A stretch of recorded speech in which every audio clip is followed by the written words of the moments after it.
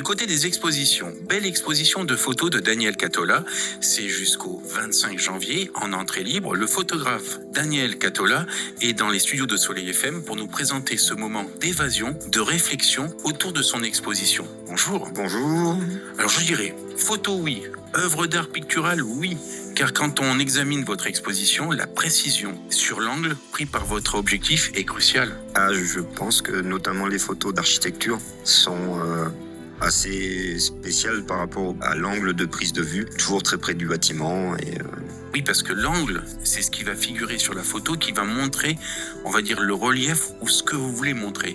Oui, ça a deux avantages. Ça donne la dynamique des courbes et des lignes de fuite en étant très près au grand angle. Et derrière, on a aussi le jeu intérieur-extérieur qui se mélange. En fait, il y a beaucoup de photos où on ne sait pas si on est dedans ou dehors. Enfin, devant la photo, on se dit, alors il l'a pris en étant où? Même si je mets toujours un petit détail pour un indice qui permet de se dire, ah mais il était là. Oui, effectivement, je disais, c'est pas simplement une vue, mais c'est beaucoup de réflexion par rapport aux visiteurs. Oui, disons que quand on est artiste et quand on est photographe, à un moment donné, on essaye de faire des choses que tout le monde ne fait pas et donc il faut changer son regard. Et voilà, j'essaye d'avoir un regard qui est pas trop commun sur un bâtiment qui m'émerveille à la base. Donc voilà, mais je pense que c'est retranscriptible sur d'autres bâtiments. Je voyage peu, donc je voyage intérieurement. Alors, pratiquement toujours une symétrie qui permet de montrer comment la nature est belle et réfléchie. Les feuilles, les arbres. Dans beaucoup de mes photos, il y a la symétrie, l'effet miroir. Oui, c'est un vrai travail. Dans l'expo en cours, là, il y a les photos de cicatrices d'arbres. Si je vais prendre la chouette, si j'ai que l'un côté, en fait, il n'y a pas de figuratif. Et le fait de l'avoir mis en miroir, ça a donné ce figuratif qui est, à mes yeux, étonnant, quoi. Enfin, oui, c'est une œuvre d'art. C'est juste une cicatrice de platane. Alors, si on zoome sur les clichés, on peut personnifier certains détails. Je pense à la petite chinoise. Oui, il y a sur une des photos noir et blanc, il y a une petite dame chinoise, que moi je vois.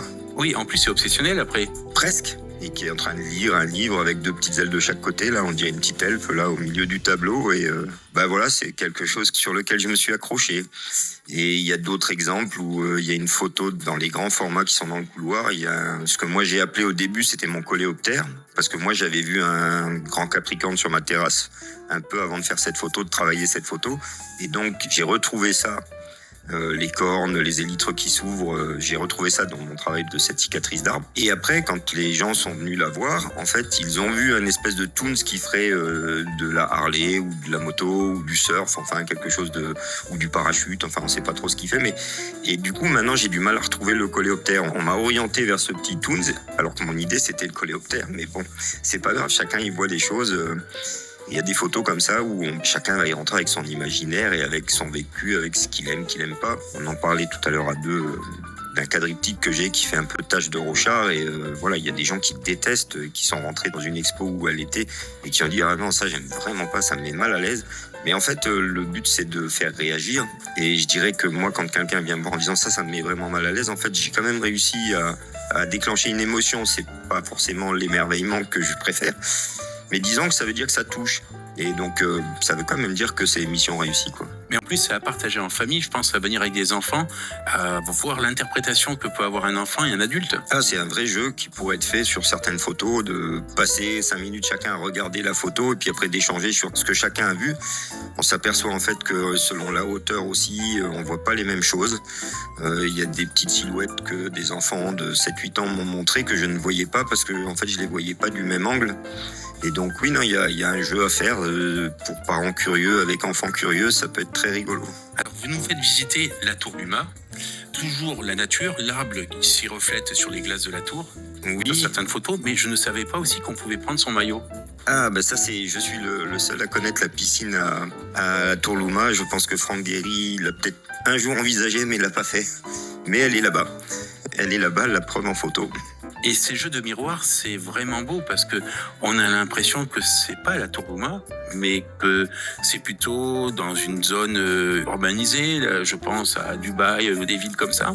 Oui, disons que, encore une fois, l'angle de vue, la dynamique qui se crée par rapport à l'angle de vue fait que on a une tour Louma qui est complètement changée, enfin transformée. Il y a un côté spirale dans pas mal de photos. Il y a un petit vertige des fois parce que je ne mets pas forcément la photo une tip-top horizontale ou verticale. J'y mets des fois de l'angle qui fait qu'on perd un peu pied sur... Enfin, il y a des gens qui m'ont dit « Oh, ça me déséquilibre quand je regarde ». Pour la Tour Louma, il y a une spécificité pour chaque cliché, non? Alors, spécificité, pas forcément, mais disons que j'insiste sur le fait que chaque photo est un cliché unique, qu'il n'y a pas de travail de photocomposition et de superposition d'images ou de rajout d'éléments. Tout ce qui est sur le cliché est effectivement sur le cliché de base. Après, avec les petites retouches, on amplifie un peu des fois la façon dont on fait ressortir un élément, mais il n'y a pas de superposition d'images et des fois les gens sont surpris de savoir que chaque photo est un seul cliché. Après, il y a les grands clichés qui sont magnifiques de couleurs et qui reflètent un petit peu, on dirait, les strass de la terre, des plusieurs niveaux. La toute première des 4, c'est de l'écorce de platane et les 3 autres, c'est des cicatrices d'arbres. Ouais, des portions d'arbres qui font 10-15 cm de taille, 20 cm. Et en fait, je ne fais pas de peinture, je fais juste de l'amplification de couleurs. Enfin, c'est un travail d'hypersaturation. Je joue un peu des fois sur la température des couleurs, sur les contrastes. Toutes les couleurs qui sont dedans sont originellement présentes dans le cliché de base. Alors, éteintes par rapport à ce qu'elles apparaissent là, comme ça, sur les tableaux. Mais c'est multiplié par 10, par 20, par 30, par 100 s'il faut. Et on obtient des couleurs qui sont étonnantes par rapport à ce qu'on s'imagine quand on a un arbre devant les yeux, quoi. Alors, autodidacte, première exposition à 18 ans, puis 35 ans plus tard. Bien renseigné. On se renseigne, hein. Puis 35 ans plus tard, vous rejoignez l'association Escale du Paradou. Ouais. Et là, vous reprenez votre passion. Oui, c'est ça. J'avais commencé très jeune la photo parce que j'avais un papa qui faisait un peu de photos. On avait le petit labo noir et blanc dans la salle de bain. Donc voilà, quand j'avais 15 ans, on se faisait des petites nuits de 1h du matin à 5h du matin à faire des tirages noirs et blancs. Et puis après, j'ai eu un métier passion pendant 35 ans et je dirais que j'ai été nourri par mon métier. Et c'est avec la période du Covid, avec le fait d'être enfermé, le fait de aussi avec 35 ans de carrière, on est peut-être un peu moins dans l'émerveillement de son métier, on a besoin d'autre chose. Et donc ça m'a remis un peu sur la photo et la rencontre avec Jean Mondin notamment pour une expo collective sur les arbres à l'occasion d'une opération scolaire. Lui peignait, il avait un projet avec les enfants. Ma femme étant institutrice m'a mis en contact, on a discuté, on a voulu décorer la salle et donc ma femme savait que j'avais des photos d'arbres, elle m'a dit tu devrais mettre quelques photos et puis j'ai rencontré Jean Mondin et du coup après j'ai été présenté à Escale avec Alain Calénago, le président et les choses se sont faites et j'en suis bien content parce que c'est vrai que ça m'a vraiment remis dans quelque chose qui était une passion à 18 ans mais que j'ai laissé manger par une autre passion pendant 35 ans. On connaît bien Monsieur Calénago qui avait été président aussi d'une association de photographie sur Saint-Martin aussi également. Alors, prise de photos, soit par de vieux appareils avec le réflexe, mais aussi par le téléphone. Oui, j'ai pas de complexe à utiliser le téléphone, c'est ce qu'on a le plus souvent dans la poche, c'est ce qui est le moins lourd, le moins encombrant. Je vais dire, ça permet une photo plus instantanée et plus... Je dis souvent que j'aimerais que mon œil soit l'appareil photo pour avoir exactement l'émotion de l'instant où je passe devant quelque chose. Et le téléphone, c'est ce qui rapproche le plus de ça. Parce que l'appareil photo, le temps de le sortir, le temps d'être sûr d'avoir le bon objectif, le temps d'avoir... Souvent, enfin en tout cas moi qui suis peut-être lent, je passe à côté de mon émotion. Et donc oui, j'ai pas peur d'utiliser le téléphone. Donc, j'ai un téléphone aujourd'hui qui a un capteur 1 pouce pour les connaisseurs. Enfin, ça fait déjà quand même de la belle photo. Il y a beaucoup de définition. Ça a ses limites, hein, faut pas... Mais comme je suis aussi dans la photo qui est plus ou moins abstraite, qui a un côté d'abstraction, de non figuratif précisément, en fait, c'est pas non plus un handicap d'avoir une légère perte de définition ou de...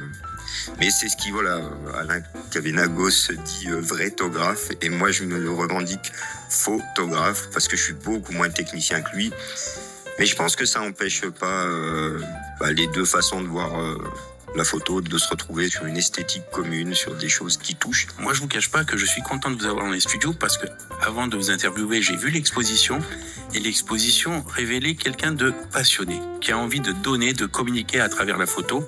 Et là, par l'interview qu'on vient de faire, ça confirme vraiment votre passion de la photographie et de pouvoir donner des messages à travers la photo. Ouais, merci. Disons qu'on a envie d'exprimer quelque chose, on a envie de faire savoir ce qu'on aime, ce qu'on n'aime pas, ce qui nous touche. La photo est un vecteur, c'est le vecteur sur lequel je me retrouve. J'ai essayé le dessin, la peinture, un peu de modelage. J'ai pas trouvé la même réalisation. Je me suis pas réalisé pareil, on va dire. Mais je pense que votre langage est la photographie, je pense, et l'imagination, la découverte. Monsieur Daniel Catola, je vous remercie et j'invite tous les auditeurs à venir partager cette exposition. L'entrée est libre et c'est jusqu'au 25 janvier. C'est moi qui vous remercie. Je vous donne rendez-vous la semaine prochaine sur les ondes de Soleil FM. À très bientôt au Centre de développement culturel et toute l'équipe du CDC vous souhaite une heureuse et belle année.